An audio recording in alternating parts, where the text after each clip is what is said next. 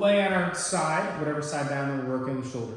The goal here is to not just shoulder ride up, keeping this elbow, shoulder, and hand kind of at this 90 degrees. From here, I want to think about pulling that shoulder blade down, engaging those lats, and then thinking about pushing this elbow straight down on the ground. So we're just going to push the elbow down, and we're going to hold. And relax. Same thing here, drive the elbow down, pull that shoulder blade down. You feel that shoulder complex kick in. That's what we're going to work on there.